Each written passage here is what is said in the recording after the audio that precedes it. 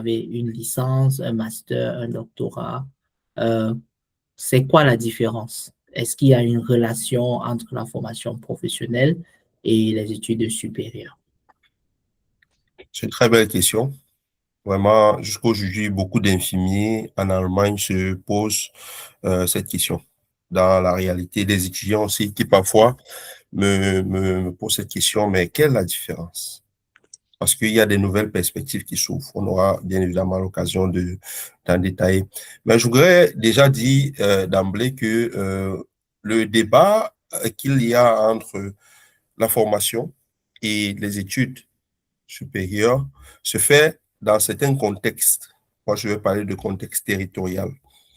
Quand vous regardez l'Allemagne, ce débat est encore d'actualité, mais quand vous regardez les pays comme l'Italie, la France, la Belgique même, qui est passée de la formation, qui a quasiment académisé la formation en Belgique. Mhm.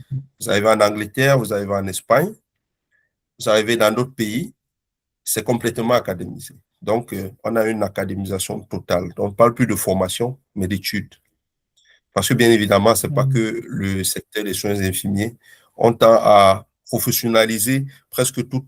Donc, les filières académiques simples ont tendance à se professionnaliser et les filières professionnelles, comme tu l'as si bien dit, docteur Lionel, ont tendance aussi à s'académiser.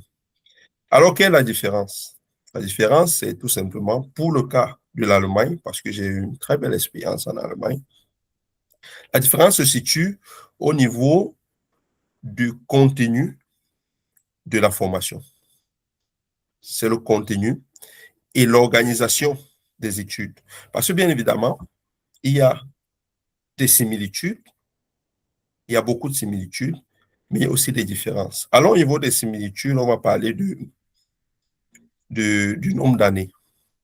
Nombre d'années, que ce soit la formation, que ce soit les études, pour le cas de l'Allemagne et d'autres pays, la durée de formation, la durée d'études ou la durée du cursus, parce que je pourrais parler du cursus, c'est 3 ans. Voilà, divisé en 6 semestres. Bien évidemment, il y a des Mhm. parcours académiques qui vont durer 4 ans, 3 ans et demi, etc. Mais en général, c'est 3 ans.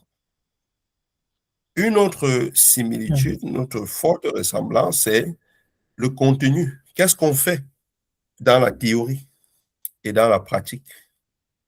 On fait quasiment les mêmes choses. Ça veut dire que moi qui ai fait des études à l'université, celui qui a fait sa formation en Allemagne, au niveau de la pratique, on a quasiment les mêmes compétences. Ça veut dire que ma façon d'injecter, ma façon de poser une sonde vésicale, ma façon de faire beaucoup de choses, elle sera bien égale à celle qui a fait la formation. Donc, c'est ça. C'est tout pareil. Donc, voilà. Maintenant, au niveau du contenu théorique, là, je vais parler des différences. Les différences, c'est que la formation, elle est très basique. Elle est basique dans la mesure où, pour le cas de l'Allemagne, si vous voulez faire la formation, vous n'avez pas besoin du baccalauréat.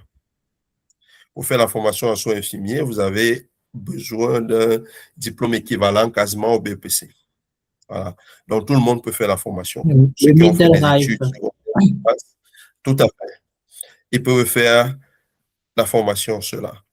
Par contre, l'accès aux études supérieures est conditionné par deux aspects, toujours pour le cas de l'Allemagne. Pour d'autres pays, généralement, on a accès avec le baccalauréat ou alors, voilà, en général, à l'université. Mais pour le cas de l'Allemagne, quand même, il faut préciser qu'il faut soit le habitua, soit alors vous avez déjà fait une formation. Parce que quand vous avez fait les 3 ans de formation, voilà, comme infirmier, vous avez la possibilité d'avoir accès aux études universitaires avec la formation sans baccalauréat.